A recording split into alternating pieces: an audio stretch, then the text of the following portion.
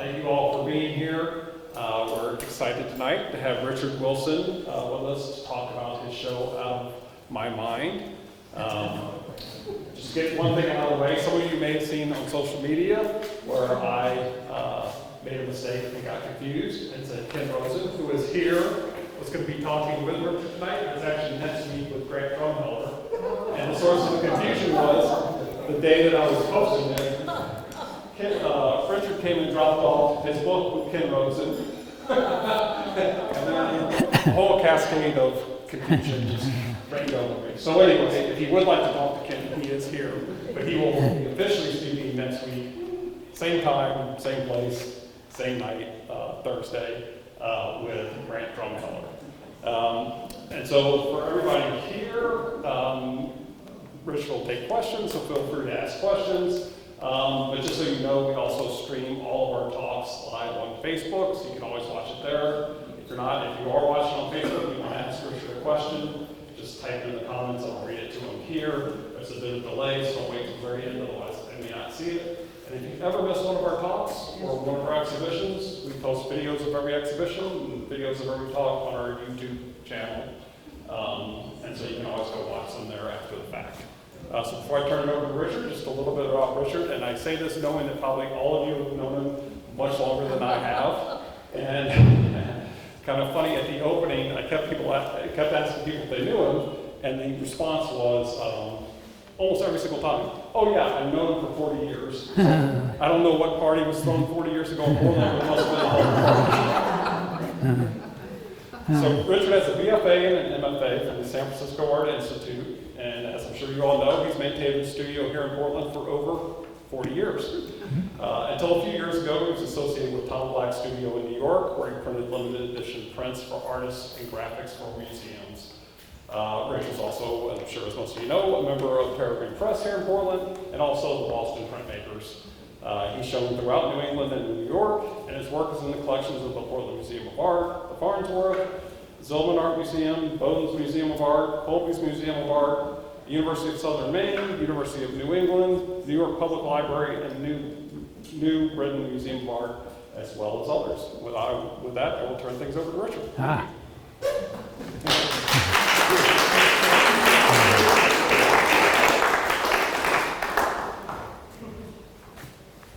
Feel free to ask a question anytime you want to. I've been looking forward to this for a long time, and it's dauntingly frightening to be up here. But I'm slightly prepared, so I'm gonna go with that.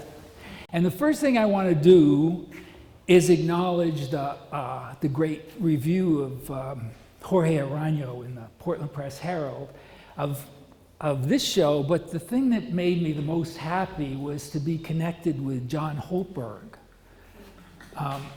He had us both in the same article, and I feel that it's just so nice to see John gets to come back to life. You know, he seems to disappear, and I remember when he came to Portland. And the way I met him was through my friend George Lloyd came, called me up and said, "Richie, I just left my studio building and I saw a name on the mailbox that said John Holtberg. And I don't know if that's the artist in New York or not, but I'm gonna find out, I'm gonna go talk to him." So he hung up, and sometime later called up and said that he went up knocked on the door, and he said, "Richie, I knocked on the door, and it's John Holtberg, the artist from New York." And he was so friendly and he loved to talk, and you should meet him.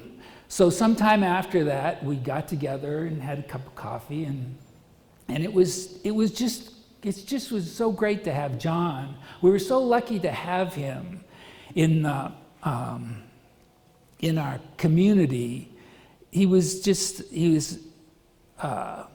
knowledgeable. He was historic. I had heard of him in California when he was studying. He was a alumni of the school I went to, and he was studying with Mark Rothko and Clifford Still, and was a friend of Richard Diebenkorn and David Park. And these are all great art stars, and John was part of that. And here he was in our community on the street. It was like having a artist come to your art school, you know, a famous artist that's just there all around, and you can talk to him anytime you want to. He was very accessible. So I was happy about that. And the thing I did with John was we made prints together, because that's part of what I do, is I print for artists. And we made 6 prints. And John would come up to my studio and draw, and finally come up with something he liked, and I'd give him a plate, and he'd scratch on it, and I'd etch it and proof it, and then we'd go from there. And sometimes he'd take a nap, and it was just a pleasure to have him there in my studio.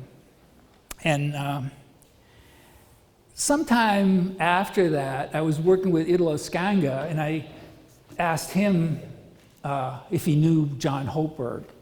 And he said, "Oh, John Hopeberg, yes, but he disappeared." And I said, "Well, he's living right down the street, just blocks away." So I got them together too. I think we went to Giobbe's for lunch, and it was just, and those are 2 really well-known artists that knew a lot of people. I don't know who they were talking about, but they were. It was just a pleasure to be in their company, you know, and I like that. I'm going to try to weave this back to myself some way, and I think, well, the reason that Italo was in my studio is because of Juris Ubans. And Juris is a great mentor and friend of mine. And he collected my artwork, and he died 3 years ago, or maybe 4, and he donated his collection to the Zillman Museum in Bangor, and they last year had a retrospective, a 40-year retrospective for me, which was really it was really nice, and that was all because of Juris's doing. And he was a great facilitator. He got me together with these artists, with Italo Skanga and various other artists that I worked with over the years. But the story I want to tell you about is this this show he put together called Made in Maine. And it was, the premise of it was that everyone in the show would be born and raised in Maine. Kind of an artificial idea, but it was what he thought of, and he got artists that were all born and raised. Some had moved away and come back, some of it never left, and some had just come for the show. And number of artists in the gallery in Gorham. And it was successful, and out of that show came the traveling exhibition, Maine in Maine. And that was Eric Hopkins, Alan Bray, and myself. And so what we did, we went to the College of St. Rose in Albany, New York, and had the Made in Maine show there. And we had to talk about our artwork at the opening. So Alan talked about the woods of central Maine and the patterns and colors and seasons of that area, and Eric talked about the islands and the clouds from the boat of his father's fishing boat. Do you know them, Alan Bray and Eric Hopkins? Yeah, so you kind of see what their artwork is. And so it was my turn to talk, and it was the first time I realized something I knew, but had never had it kind of driven into me like a stake, was the fact that everything I did came out of my imagination. It didn't matter if I was in Portland or Omaha or anywhere in the world. It was just, I was just out of my mind. And that's, that was a great moment for me, because it's all of a sudden I realized that I'm not just making art. I'm exposing myself to the world, you know? It's like what I do is about myself. And I had never thought of it that way. I'd known it, but somehow that kind of made it so real to me that it was a little disturbing a bit, because then I looked at my artwork. And with that, well, with that being said, you might have a look. There's a book that Ken Rosen and I put together. And Ken put it together, actually, and it's Ken's poems and my artwork. And the artwork in the book comes from that time. So you get some wonderful poems, and you see the disturbing nature of my artwork back in the 1980s.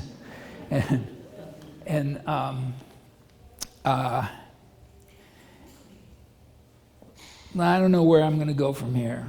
Oh yeah, so after I came to that realization, then I decided that that maybe there's I can change things a little bit.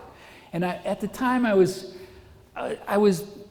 drawing many things, but one of them was these kind of figures I called caryatids. They were figures, female figures standing, and if you know the caryatid, the Greek. When you call things Greek names, then they become more real or more interesting, I guess.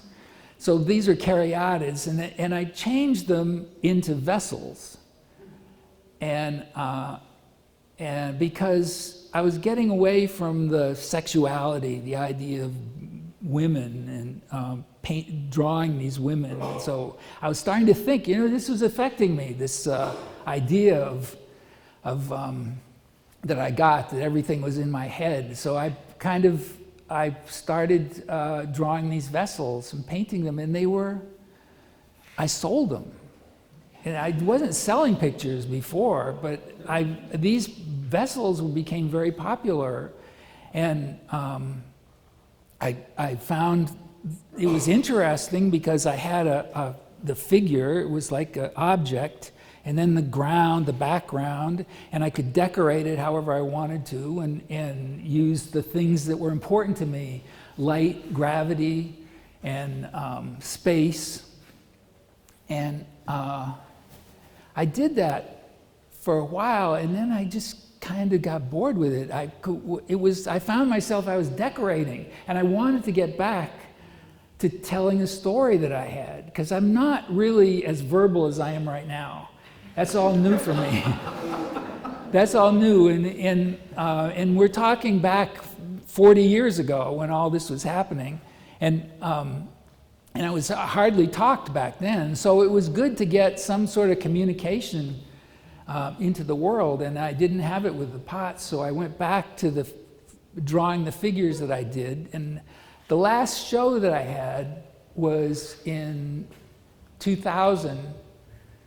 It was called Happy Families Are All Alike, from the Anna Karenina thing. Happy families are all alike, but unhappy families are each different in their own way. And it's a mantra I use. I think of that with myself, with my own family, and when other people have problems, I think of that, because it's the difficulties that make you who you are. If everybody's happy, we'd all be the same. So that was the name of my show at June Fitzpatrick Gallery, and it was a really nice show. I liked it a lot. But after that, I started drawing little 5 by 5 inch drawings, very small. The biggest I did from 2000 until 2020 was like this. Not, if it was bigger than that, it wouldn't have been an inch bigger. And they were very good. I liked the drawing because it was something I could do and put away, because it seemed like in the 2000s I was starting to get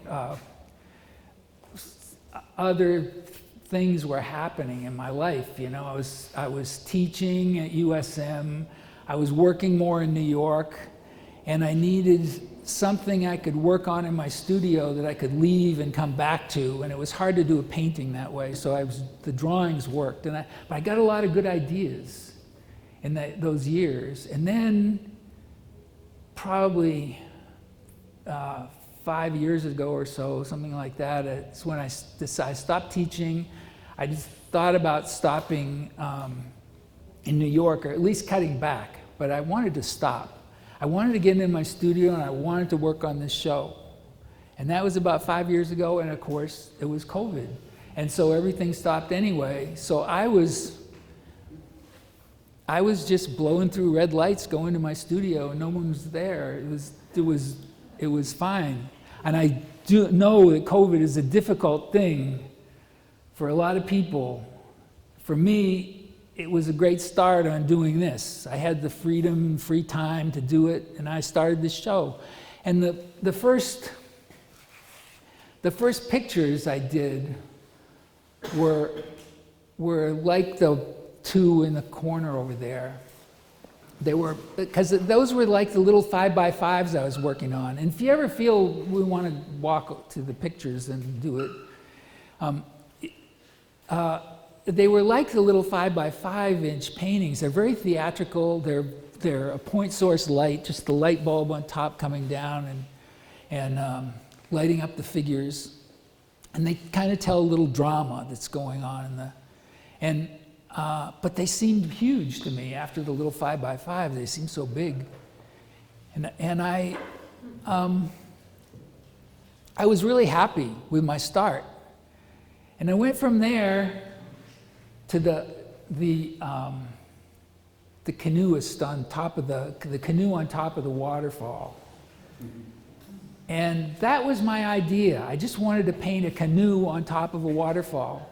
And it's the most flat-footed painting in the whole room. It's just that, the canoe on top of the waterfall. And I painted it, and I did it, and I was very happy when I finished. And I showed it to someone, and they said, it's a disaster. The guy's going to be killed.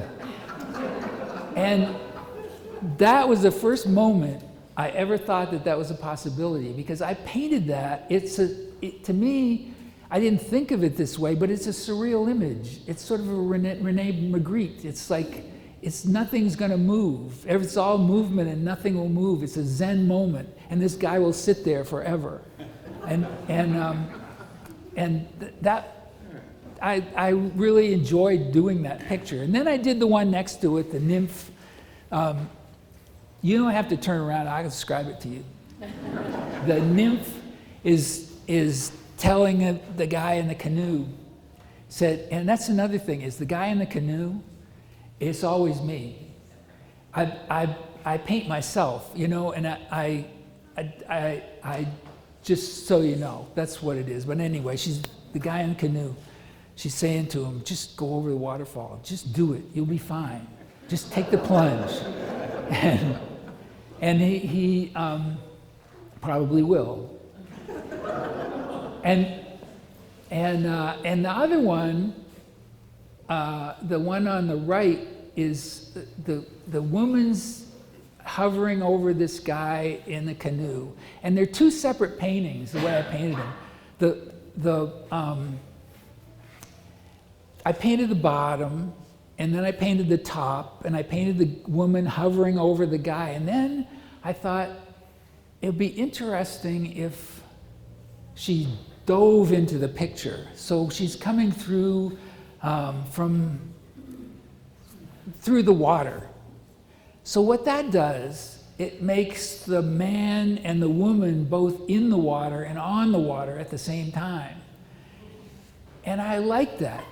That was so far ahead of me. I didn't think about it when I was painting it, but I didn't see it until afterwards. And it was kind of thrilling to run into that. Another thing about that is I had to figure out how to wed the two paintings together, the top and the bottom. And I had painted them separately. So I paint on a red oxide ground. And I do that because if you look at all these pictures and you think of that red oxide, it sort of permeates through. And to me, it gives the paintings life. It's just, if you have a white ground, then you got to cover it all up. But with the red oxide, you can let it bleed through and it gives a life to the paint. It's especially as good with greens and blues. It gives them a little vibrancy. And another thing it does is with the red oxide, then I can start the painting with a black and white paint or chalk and do it like a chiaroscuro, where the red oxide is the middle tone and the black is the shadows and the white's the highlights, and I can sort of figure out the drawing that way and how I want the painting to be. So anyway, I'm stuck with this line in the middle, and then I figured it looks like that sort of moment, the sun's already set, but there's still light in the sky, maybe in particles or something, and that's what I've got. You know, I'll just leave that light, and it's perfect. That's, you know, made the picture for me. So that picture it's very interesting to me. I enjoy looking at it through all it went through. The other thing about it is, I forgot about this. The other thing is the canoe is something that I drew from my friend Eddy Fitzpatrick. And we canoed for many years, and we, at least in the summer, into the fall, in the spring, we would canoe. It seemed like once a week. And usually on the ocean in Casco Bay, and sometimes a lake or a river, but usually it was the ocean. And we'd just take off from his cottage in Cape Elizabeth, and ostensibly to go fishing, but we were not either one of us fishermen. And we fished with periwinkles, and so we didn't know about. But the thing was to just both of us like getting out on the ocean. And we'd go way out in the ocean, and we'd go to all the islands, and we would sneak up on the little triangle of shark fins. We'd see them. They're small sharks, but we'd sneak up on them close enough and then see them dive down into the water, and then see a wave coming at us that was low, white wave. You couldn't figure out what it was. You know, there was nothing going on except this wave. And it'd get closer and closer, and it'd turn out to be pogies being pushed out of the water by bluefish, chasing them, and they'd come right by the canoe. And things you couldn't see in a boat that you could see in the canoe, because we were just like we were floating on the water. And the dolphins or porpoises, whatever we have out here, they would jump, and we'd catch a fish that would pull the canoe. All these stories that I would tell people at the time, and they would say, "You shouldn't be doing that." And so I didn't tell the stories, and I do now because Eddie's passed away and I don't canoe anymore. So but we would take food, and Eddie liked to cook, so we'd go to an island and he'd cook lunch. It would be something we brought or something we caught. And so that's where the canoe comes from anyway, is my exploits with Eddie.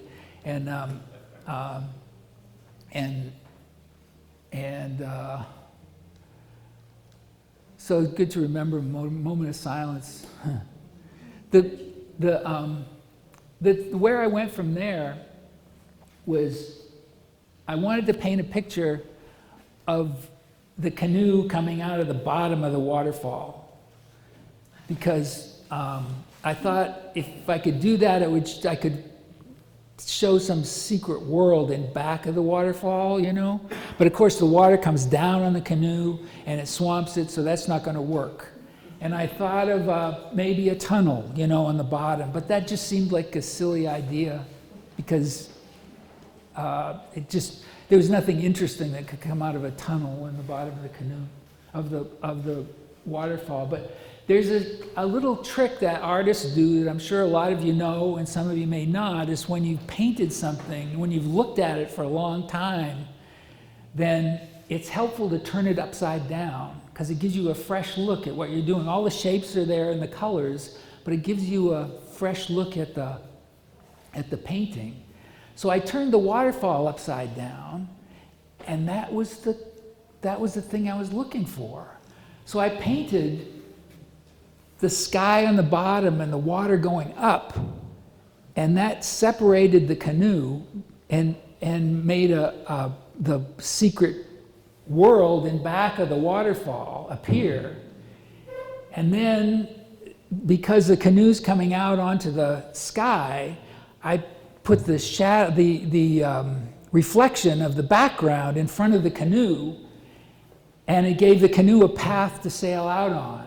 And I created this magical little picture to me, and I really enjoy that very much. It was fun to do, and I like seeing it. And well, I guess if anybody got any questions, ask me. Oh yeah, okay. So you mentioned gravity. Huh? In your, I don't think I've ever seen that. Is it just for Gravity, gravity, so that's when you're getting all surreal. yeah, Gravity. yeah. Because that's gravity's fun. Yeah. Well, I like being in control of those elements. Gravity, space, and light are very important to me, and it's important that they are consistent. But when I do something like that, I reverse the gravity, but I'm consistent with it. I feel it's just a way of making the picture work. And I know the water's going up, and the sky's on the bottom, but it's just interesting to me to be able to do that. It's surrealism. I'm learning about this. Yeah. Huh? Where does the nymph come from? Is she a muse? Probably, yeah. Probably, I would say. I think I did it. What did you say, John? Just push the button? Oh yeah, okay. Yeah. I think it's a muse, yeah. Yeah. It's just if a woman could float, then that would be who it is right there, you know. Whatever women float, that's one of them. and well, then I guess I'd go on to the Was that a question? I'm just wondering about all these underwater imagery. Do you dive? Do you swim? I swim. I have a great interest in water. I swim. I did the canoeing. I grew up on a lake. I was in the Navy, sailed across the ocean a couple times, and on a ship. And I have a great fascination with water, but I also have a great fear of water in a certain way. And my fear of water is this: it's not in being in the canoe or being on the ship. My fear is to be in the water with my head above and my body below, and infinite amount of space below me. So you're in two worlds at once. That's a great fear to me.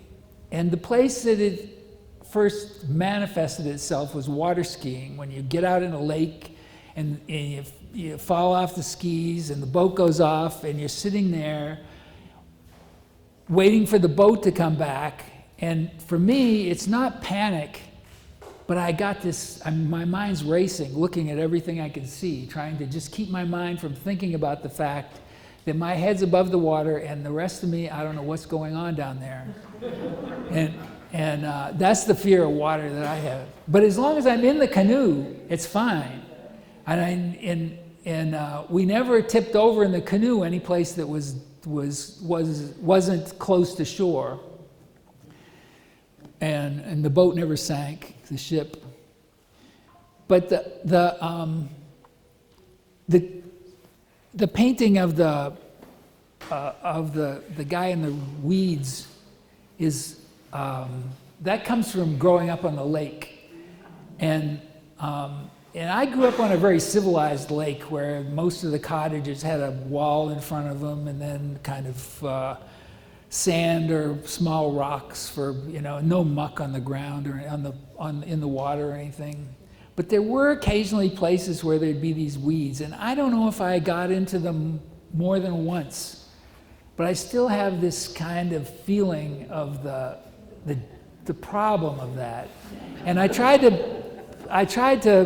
show it with this guy with his distorted face and this big hand coming out through the kind of tangled up in the weeds as they're coming through. And the thing about that is if you look down, the weeds are coming out of these little hand figures that are coming up.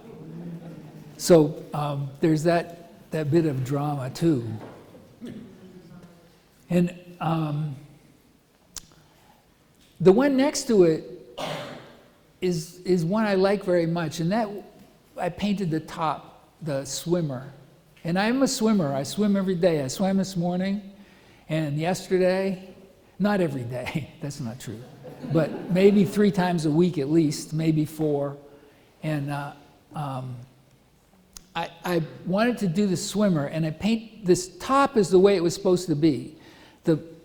My intention was to have it go down to black on the bottom, so it would imply infinite depth.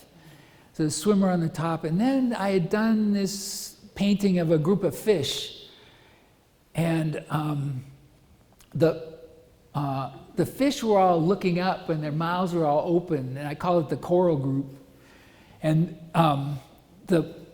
I thought of it, I saw the fish picture and thought it would be a good communication with the swimmer, because I like that. I like to have a communication in my pictures. And I thought that would be a good communication, and it turned out to be. I think I like it a lot, the way it turned out, with the fish looking up at him in bewilderment. Another interesting thing about that is that the rays coming down, and those I got the idea from Luca Signorelli, from the Orvieto Cathedral. And when I first saw that, I just thought it was the greatest thing. He painted beautiful figures. It's the damnation and resurrection cycle. And they're beautifully painted figures. And in fact, it's supposed to be that Michelangelo went there before he did the Sistine Chapel. They were painted just maybe 8 or 10 years before. And the thing that's going on in this cycle of paintings is they're so well painted, and it's painted in fresco, and there is in a couple of places these lines that come, they're like lines of energy from the figures, and they just come like a swoop, like a big brush just swoops down, painted over these wonderful figures, and you know that, you can't screw that up. You can't have that line not be right the first time because he's painting on a fresco, or maybe fresco secco, I don't know, it doesn't matter. It's porous, and putting the paint on there isn't going to wash off. So I wanted to do that, and of course it's a lot less difficult painting with acrylic paint and on that scale, but it's still difficult to get a good line, and I had to practice it to get the right consistency, transparency, and the color I wanted, and I just kept doing it. I finally got so I could do it pretty easily. But even on the canvas, if it doesn't work, I gotta wash it off, and you can do that with the acrylic to a point. If I go do it and I go over the top of another one, then I got to wash both of them off, because you can't just wash. So it was a little tricky, but it turned out good. I like that picture a lot, the way it turned out. And I guess this is disturbing. This picture called the Evening News. I did that painting. I did a painting like that in sometime in the 80s. And I've got it in my house, and I look at it and wonder why I'm not angry, I'm not hateful, but why is this guy throwing a rock at people. And this was the painting I did back in the 80s. And then recently it came to me, this idea of that's what the news is about. It's all about perpetrators and victims on different levels. It could be government or in the street or in the court. It's all perpetrators and victims, and that's what this is somebody throwing a rock at somebody else. And another thing about that is along the line of the twisted gravity, is this painting is on two levels of what do you call it?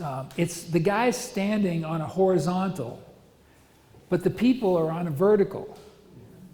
And that makes the people kind of like a video game, you know. It's a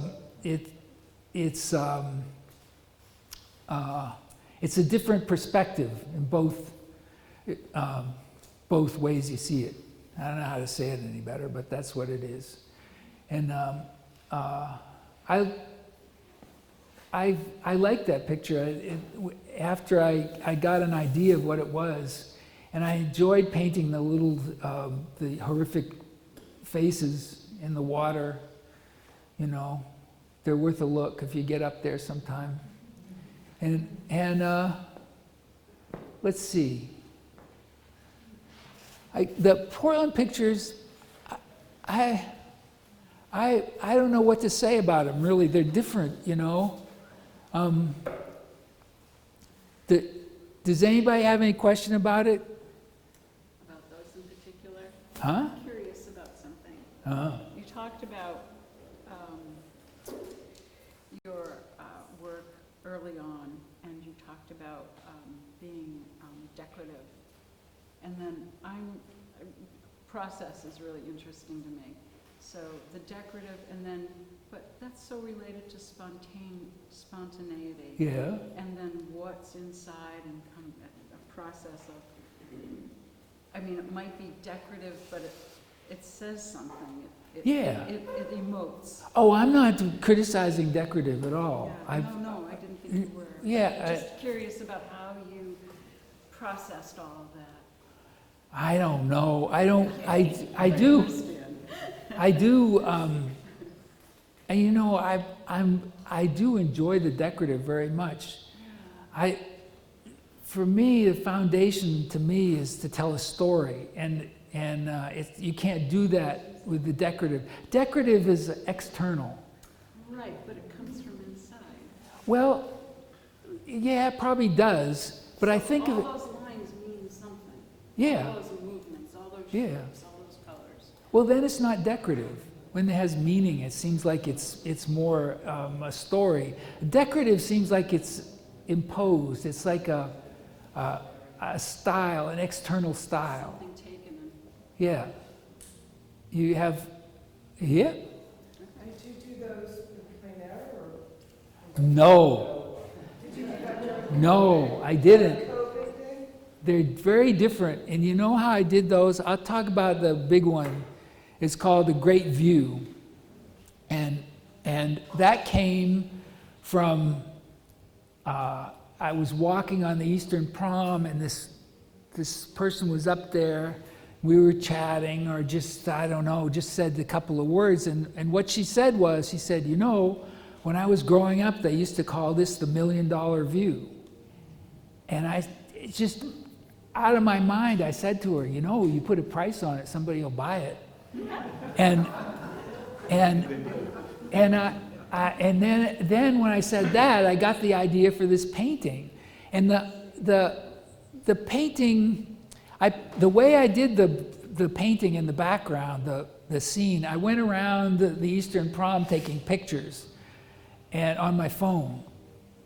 And I edited them out. I did that last summer, I think. I think I did all these 4 last summer. And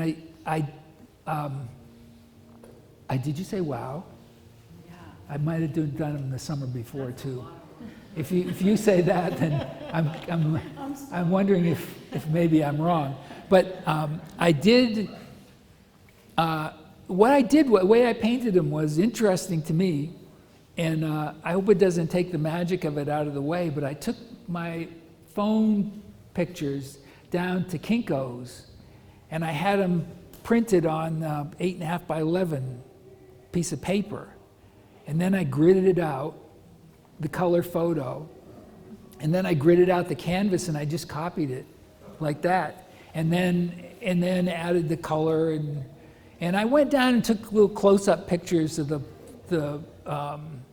what I found is interesting is that you can go on your phone and you say pictures of people sitting down in the grass, and you get pictures. And I find them, and I find pictures for these, different things I do in here, pictures of canoes, and they give me a kind of an inspiration looking at those. And so I thought of the sticks. The framing is not real framing. It's I wanted to have it be real framing, and I tried really hard to figure out how big the framing would be, and it'd be 2x6s or something like that. But it got to be too overpowering, all the framing that I'd need to have a picture frame up there, picture window. So I made it more like a performance piece. So it's not real. Real, yeah. It's not real. It's, but the wonderful thing that happened is when I framed it, the frame kind of fit right in with what I'd painted. So that worked out really well, I think. And I like that picture. The gun with the painted pointing at the ship, I saw that every day. I went to the Eastern Prom up where the Fort Allen Park, and every ship that comes in out of that harbor, that gun is facing right at it. And that's what I wanted to paint. So I painted it. I painted it with this gun face, and I showed it to a couple of people. I think I posted it on Facebook or something like that, I don't know, or Instagram. And the comments were, yeah, get rid of those cruise ships, blow them out of the water. And that wasn't my idea at all. It was the gun I thought was the problem. But it's neither one is a problem. I like the ships and I like the cannons up there, but my interest was the gun. And I thought that, I like that picture. This one, the one down at the bottom, there's Ford North Street overlook. It's the Sherman Park. It's the place I go. You probably know that park. You have a vista from Mount Washington and Back Bay all across the entire town over to Casco Bay on the other side. But I was talking to an architect that said they were talking about putting a building up around there. And that gave me the idea to put this, what if, cautionary tale. When you go to cities like San Francisco or anywhere, New York or Boston even, there are places you go, there's some old guy walking around saying, I wish they never built that building. And you don't notice it because it's been there, but there's, it goes up at a certain time and it blocks people's view, and it makes the quality of life a little less. So I just wanted to paint that, what it was like in that picture. And the other one is the visitor. The ship is much bigger than the ships that come in. I added 3 or 4 decks, but it makes it more real, really, because when you see the ship, it's so impressive, but it needed to be made a little more impressive to be real, if that makes sense. But what the scene is that's the Portland house, the monolith on the side, that big apartment house up there. And late in the day, when the sun's on the other side of the Portland house, it blocks the sun on the side where I'm standing and then shines directly on the ship. So that happens like that. And that's what I want to do. These are very different pictures. And I don't know if I'm going to go like this, paint more externally or not, but I enjoyed doing this. And I liked the mechanics of, of taking pictures and trying to make them work as paintings. And yeah, that's what those are about. Is there any question about those pictures? Yeah. I noticed the big difference between those pictures and these pictures is There is. these are not surreal. These aren't surrealist, and you're not there. No, but they're surreal in that those buildings aren't there either. Well, they're imaginary. Yeah, Right. yeah, But the Yeah, it's- surrealism and the internal sources, like all of this is really happening inside of you. Yes. And this is these are more objective. You're there and you see what's going on, yeah, and then you use it very subtly. You do a little twist to it, like Yeah. lining up these things and presenting things. yeah, So there's that, but you're not present in the way that you're deeply present in all of these. yeah, yeah. And those are, all the rest of them are all in my studio. That's where they all came from. These, of course, didn't. They come from, but I wanted to, I was so fascinated with the cruise ships, I wanted to do something with them, and that's where these other two pictures came from, was just being kind of taken by the phone on my camera.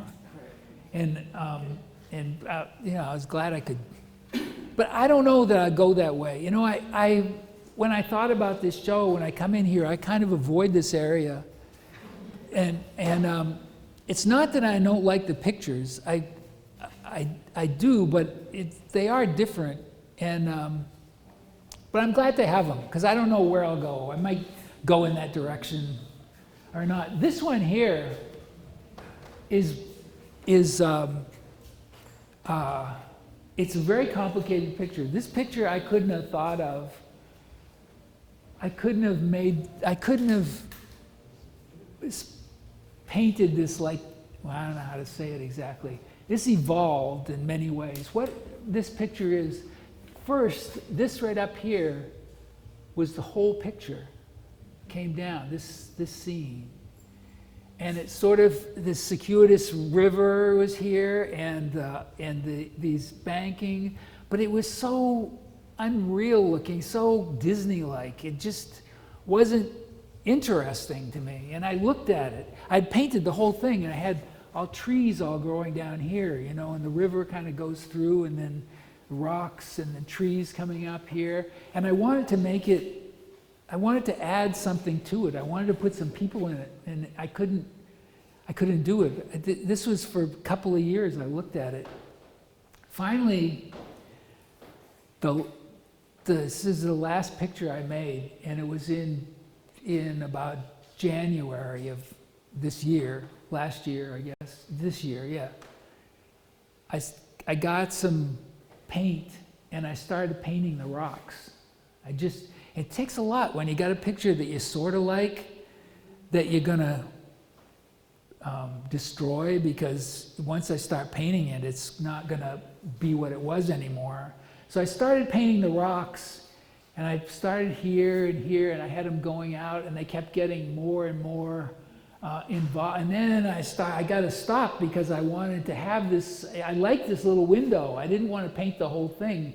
I wanted to have that window, so I stopped. And then I added the waterfall, and then I started putting the people on. But it was so slow. I couldn't seem to get any traction with that picture, and I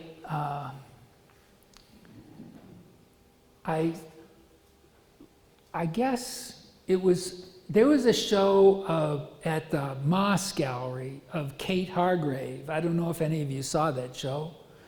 It was fantastic.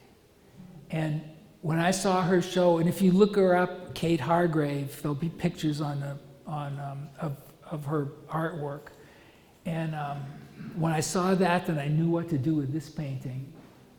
And so I started putting the people in. And I got these. These are old drawings. And I used this, the women on the pillars and the men in the caves. And then I got it all peopled with all the people. And then I decided I wanted to I put the lyrical little cherubs in there. I I like that idea. And then I like the idea of, I've got all these people, and I wanted to, I knew it wasn't going to be homey, but I wanted to warm it up. So I added an element of fire. And it isn't a hellish fire. This is just this primitive people or camping or something where the people are warm. You know, they're doing these weird things they do, but they're comfortable anyway. I wanted them to be comfortable. And I looked at it, you know, it's like when I finished the picture, and I thought, here's all these strange people, and they can't do anything. The women are on the pillars, the men are in the caves, they can't move. The only things that's free in the picture are the kids and this guy leaving. And I just had this moment, I realized that, to me, I remembered back in 1971 or something like that, when I told my family I was going to California to art school. And it just came back to me like that moment in this picture. And I hate if that destroys the idea of the picture to you, but it really was something very profound to me to have that moment. And I think I've told you everything I know.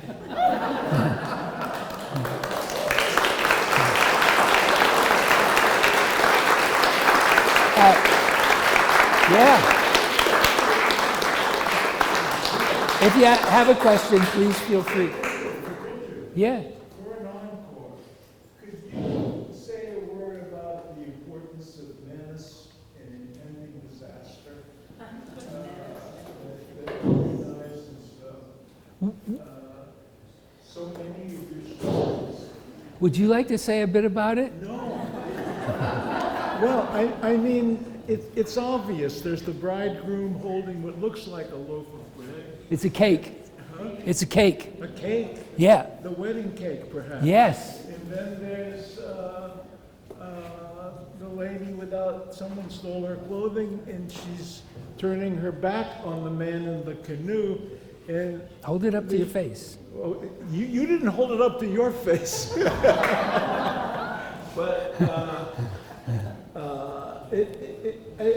I think, first place, I just think that's the one that take as the trophy. You know, Oh, it's interesting.